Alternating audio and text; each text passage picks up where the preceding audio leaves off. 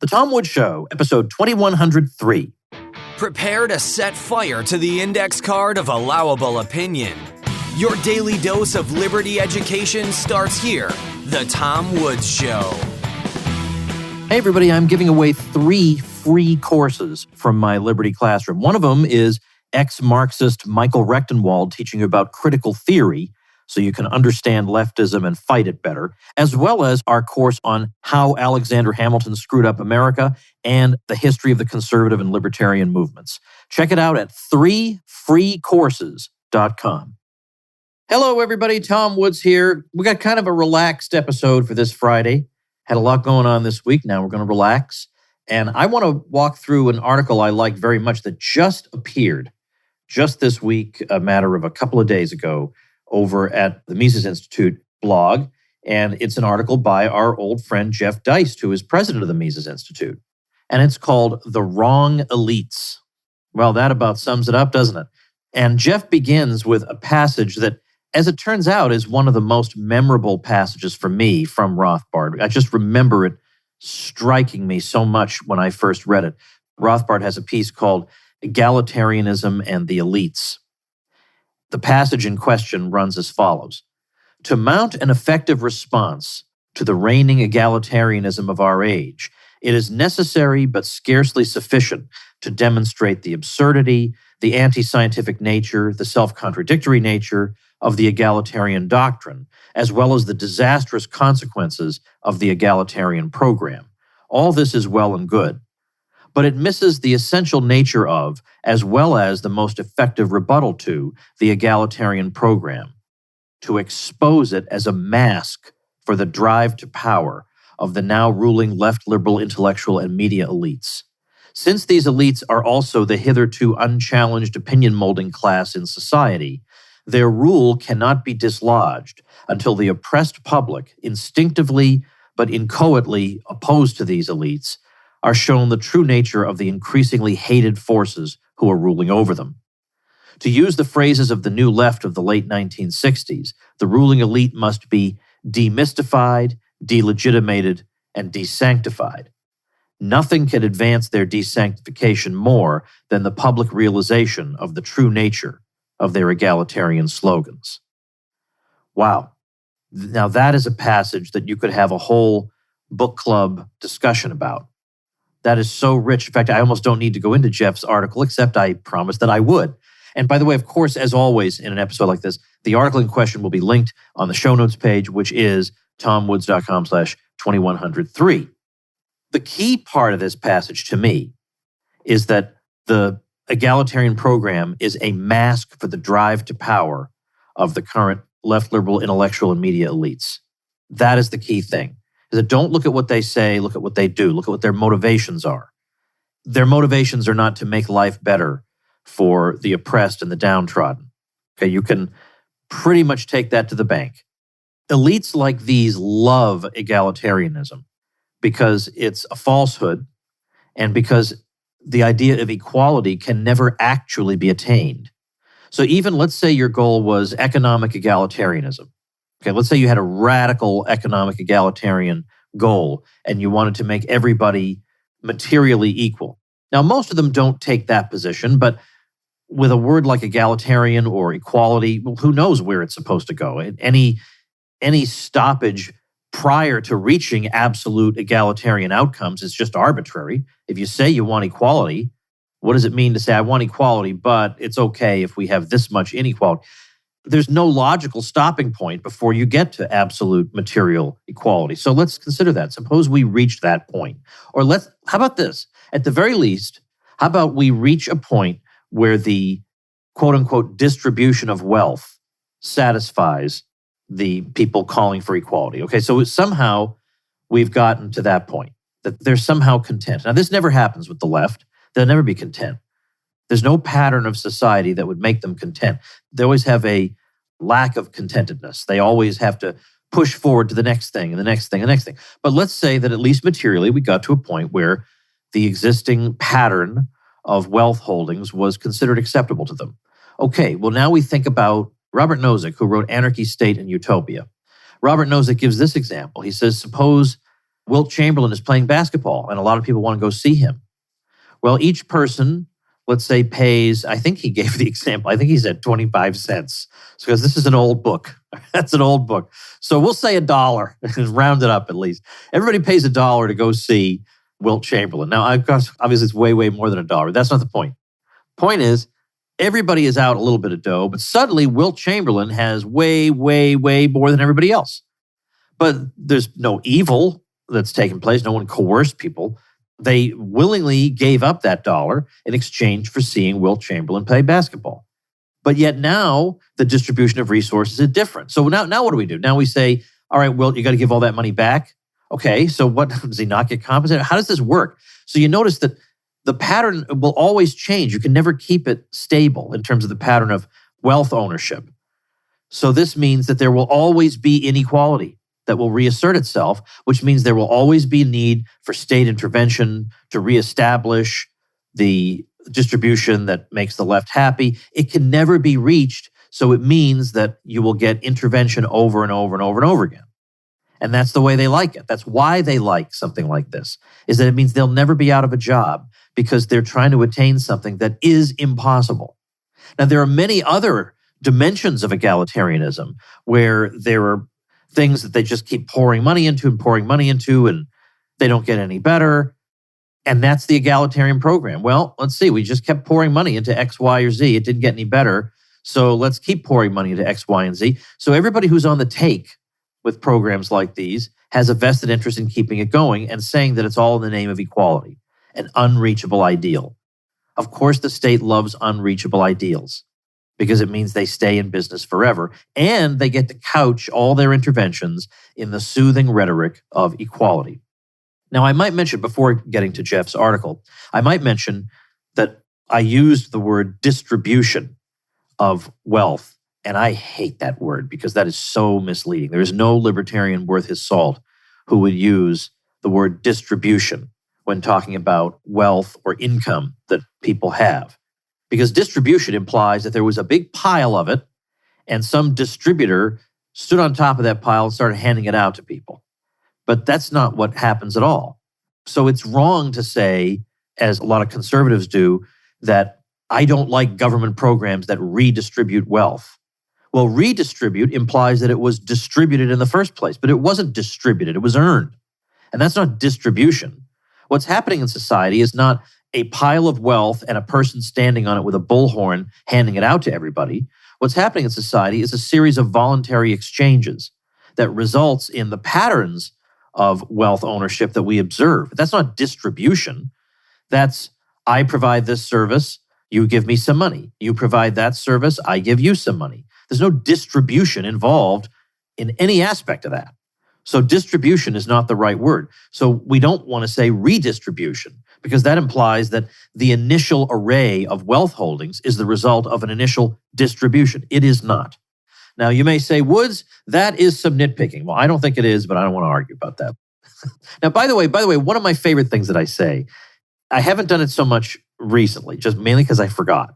But I love saying things like, people come up to me and say, Woods, I'm not sure I agree with so-and-so. Now, I'm going to tell you, I got that from Walter Williams, the late heroic Walter Williams, who in his newspaper column, I can't believe nobody noticed this. Didn't you read Walter Williams' newspaper columns? He used to say, people say to me, Williams, blah, blah, blah, blah. And I am willing to bet nobody actually ever said that to him. Or my friend Marlon Sanders, the great salesman, I had him on my School of Life program the other day, and he would say, people say to me, Marlon, and then he goes on and on. And I just don't think that happens because nobody's ever come up to me and said, Woods. I just like saying it. All right, anyway, why did I say that? I actually can't remember why I brought that up. Oh, yeah, because I just said, Woods, that's kind of nitpicking. Nobody actually puts it that way. But in case you were thinking that was nitpicking, it's actually not. We've got to get these things clear. Got to be clear in our definitions of words. So here's Jeff Deist. We'll read little bits and pieces and then have things to say about it. So we have, during a panel discussion at a recent Mises Institute event, one presenter described her son's Ivy League university as elite, even as she lamented the perverse and harmful COVID mandates imposed by its administration. Those mandates, by the way, were overwhelmingly supported both by students at this particular college and their parents. Another panelist responded with, "We need new elites. to applause from the audience. This is painfully true. We desperately need new and better elites because the politically connected class in America spent the last 100+ years ruining education, medicine, diplomacy, peace, money, banking, big business, literature, art, and entertainment, just for starters. And yet they have the temerity to attack the inevitable populist reaction to their own dismal failures. The first step in this process is withdrawing our sanction of existing elites whenever and wherever we can. This can be as easy as turning off CNN, or as difficult as not sending a child off to seek the fading prestige of an Ivy degree. But we have to turn our backs on them. We have to upend the incentives and institutions that make their undeserved elite status possible. All right, well, no disputing that. And he's right that this can take relatively easy forms or it can involve real sacrifice, but it must be done at some point. Now, I want to mention, because it just occurred to me, that for people who are questioning the standard pattern whereby you finish your K through 12 education and then you go off to college. Now, it's true, I did that. I did go off to college and then I went off to graduate school to get my PhD. I know it sounds like one of these things of do as I say, not as I do. But if things were different, if I were pursuing, let's say, my career in 2022 as a young person, I might indeed have done it differently. I would worry about, Columbia University for my PhD was difficult enough to navigate. I was really pretty much the only dissident voice around. It was a really, really dismal kind of place to be. But now you have the prospect of who knows what public health so-called mandates could exist in the future. The woke stuff is worse. And by the way, I hate that word woke. As if you have to be uniquely awake to hold those views. You have to be asleep to hold all those views. You have to be awake to hold our views. You have to be awake enough to be able to look past the kind of droning repetition of the same opinions from every single outlet of opinion molding. That requires being woke. That requires being awake, not just passively accepting every single mainstream opinion that's given to you. But anyway, I just couldn't imagine enduring that right now. So maybe I would have done things differently. But the point is, I've had the founder of Praxis on the show. That's Isaac Morehouse. And the current, I don't know if it's president or CEO, Cameron. I've had him on the show also.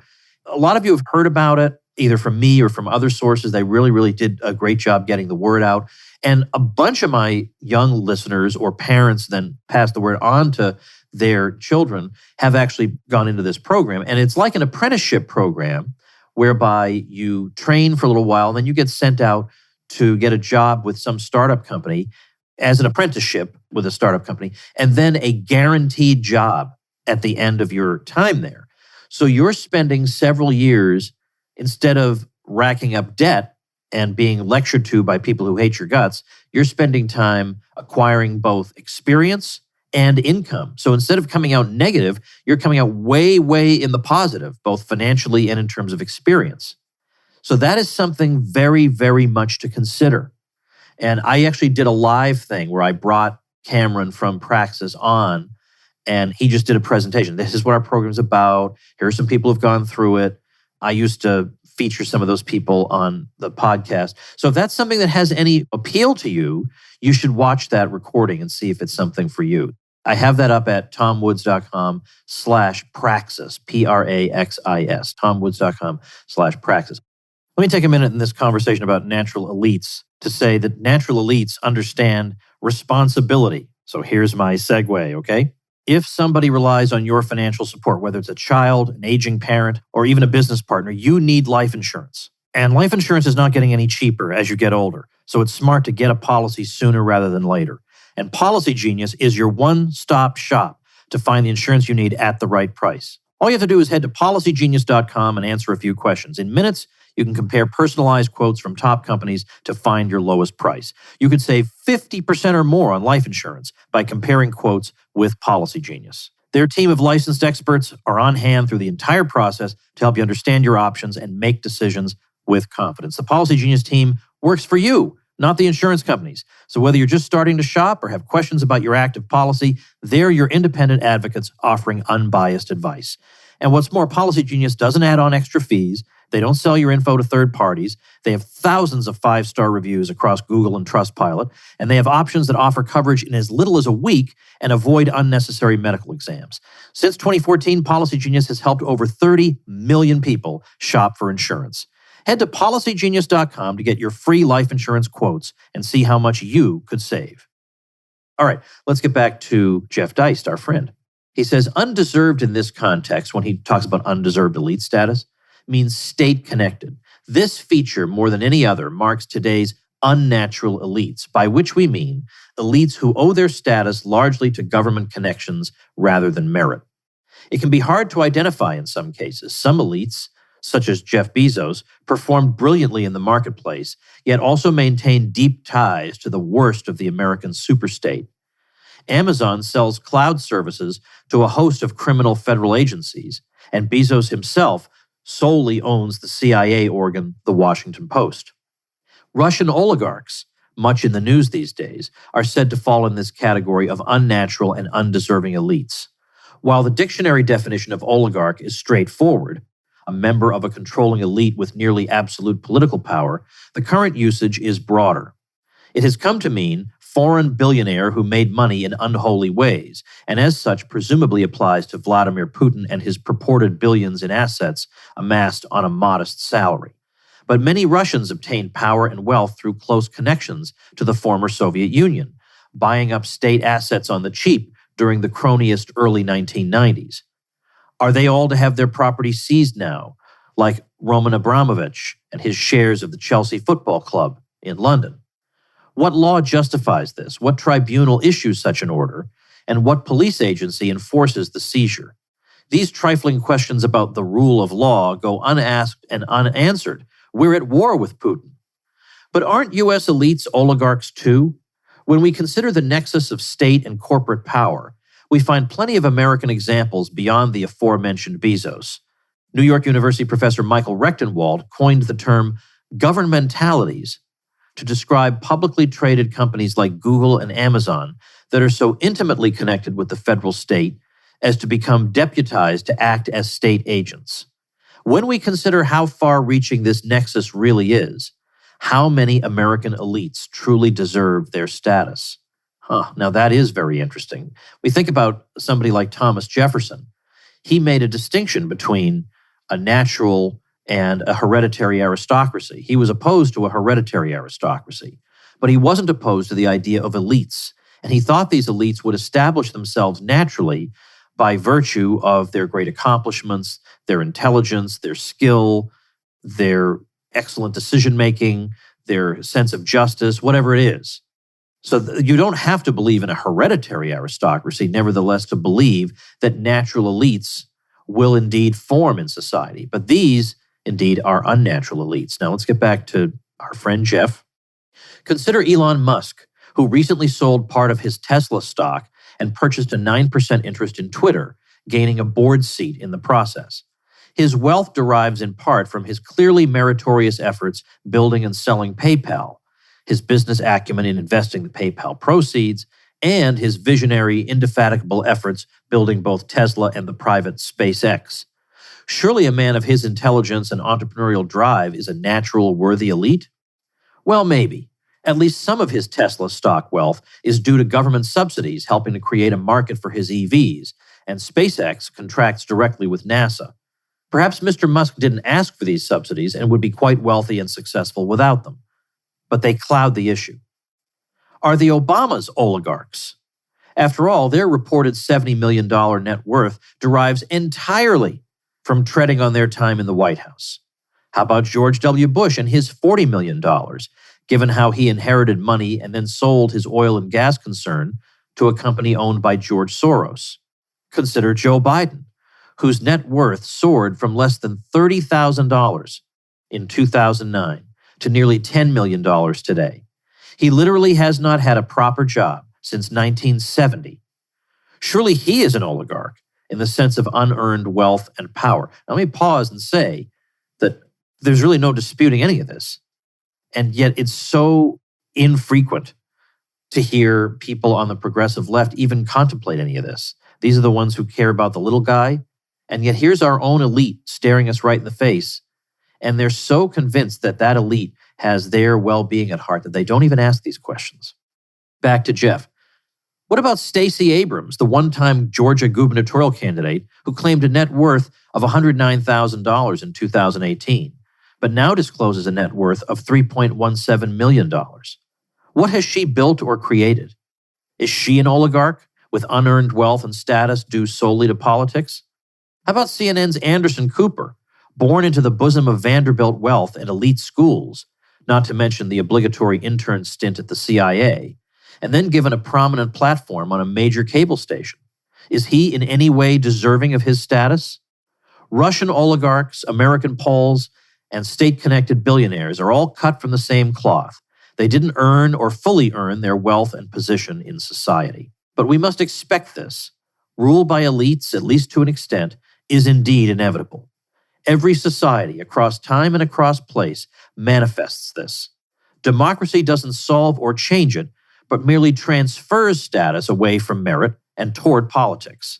Democracy simply creates different, worse, elites in the form of a permanent managerial bureaucratic class that no more reflects the consent of the governed than Putin represents the will of all Russians. Political and economic liberty is about the freedom and prosperity average people enjoy in any society. It is the measure of whether elites are natural or unnatural, deserving or undeserving. In the poorest and most corrupt countries, elites fatten their own Swiss bank accounts while parasitically draining citizens of their meager resources.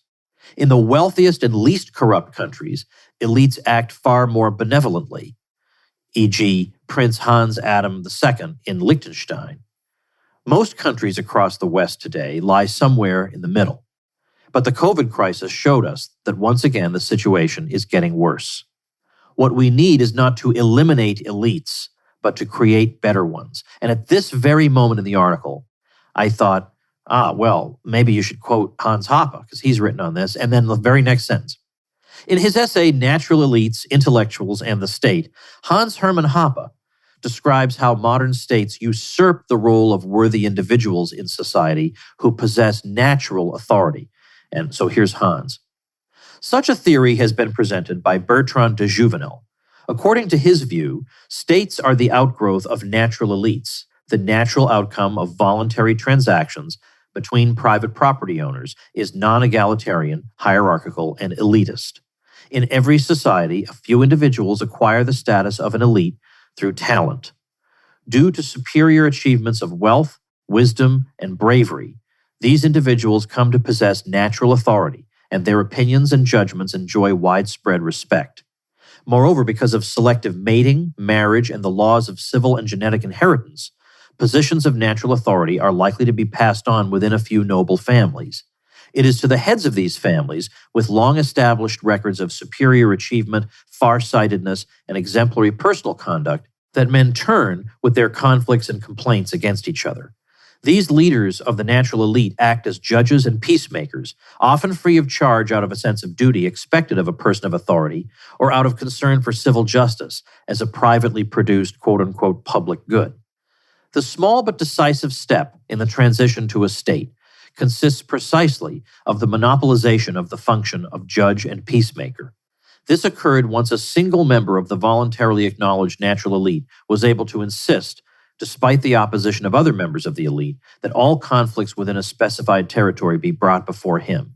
Conflicting parties could no longer choose any other judge or peacemaker. That's the end of the passage from Hans Hoppe.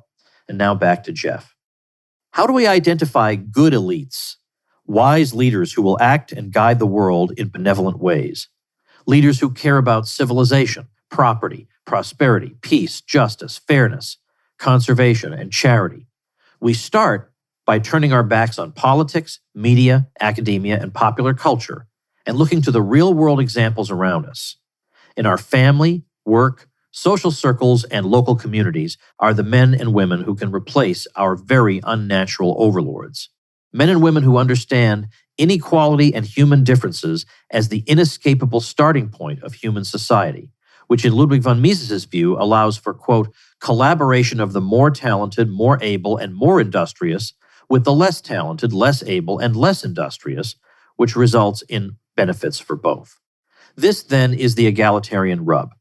Progressives of all political stripes oppose the idea of natural elites not because of their claimed egalitarianism or dislike of hierarchies. They oppose the idea because it contemplates a hierarchy not established by them.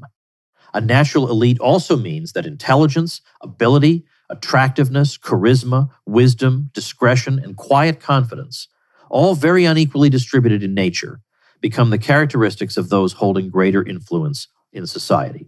And then finally, government is mostly beyond hope or redemption, and we don't need elites for governance. Markets perform that function far better and far more democratically. Our focus should be on the intermediary institutions of civil society, saving those that can be saved and building new ones where the damage is too great. We begin this process with real elites, the actual adults in the room. We desperately need to desanctify the current crop and replace them with much better and nobler people. I don't see anything to argue with here. In fact, I'm reminded of a passage. Now, I don't recall off the top of my head exactly where it is now. I'll get a lot of people telling me, I'm sure. But there is a passage somewhere where Hans Hoppe says that the correct approach, the correct posture one should have toward people who are part of the state apparatus, so including politicians, is one of unremitting ridicule. We need to ridicule them. Of course, they want to be taken seriously and they want all their pomposity and their official titles. And we should be laughing at them because that, of course, makes them the craziest. And also, the laughter desanctifies and demystifies them. You refuse to treat them with the respect they are allegedly entitled to. Well, that changes things around. But we also, as is implied in Jeff Deist's article, have to move away from and see through the transparently manipulative rhetoric they use about equality and this and that, and see through to what is really happening. So when Hans was interviewed, I guess it was 6 years ago in some European publication, he was asked, is there anything that an ordinary citizen can do in this situation? And he answered, for one, instead of swallowing the high-sounding blather of politicians about freedom, prosperity, social justice, etc., people must learn to recognize the EU for what it really is, a gang of power-lusty crooks empowering and enriching themselves at other productive people's expense. And secondly, people must develop a clear vision of the alternative to the present morass, not a European superstate or even a federation of nation-states, but the vision of a Europe made up of thousands of Liechtensteins and Swiss cantons, united through free trade and in competition with one another in the attempt of offering the most attractive conditions for productive people to stay or move. So that's another dimension of this that needs to be considered about the emergence of natural elites is probably much, much more likely to take place in smaller political settings. Natural elites who are tolerable are much, much more likely to emerge in smaller political settings than in the monstrosity we have now, where we're trying to have all these people with all these different worldviews somehow not use the state apparatus to oppress each other. What kind of elites are going to emerge from that kind of situation? And as a matter of fact, Hayek once said that liberty in the future is much more likely to be preserved in smaller states. So that's also something to think about. But I'm going to link you to Jeff's piece, and maybe I'll also link, let's see, 2103, link to Jeff, and then I'll link to Rothbard, Egalitarianism and the Elites piece, and then I'll link you also to the Hans Hoppe piece that Jeff quoted from. So it'll be a nice little primer on where we stand on natural elites and artificial elites and where to go from here. So with that, if you folks like and appreciate the old Tom Woods show, she doesn't produce herself here. We always appreciate the support to help keep this thing going. And in return, because I've been creating stuff for so long, I have so many goodies to give away, you're going to really, really appreciate and like what you have coming to you as a supporter of the Tom Woods Show. So do me a favor as your homework assignment over the weekend, check out supportinglisteners.com and be part of my community, which would warm my heart and help make it possible for me to keep on doing this. Thanks so much, everybody. See you next week. Become a smarter libertarian in just 30 minutes a day. Visit TomWoods.com to subscribe to the show for free, and we'll see you next time. Like the sound of the Tom Woods Show? My audio production is provided by Podsworth Media.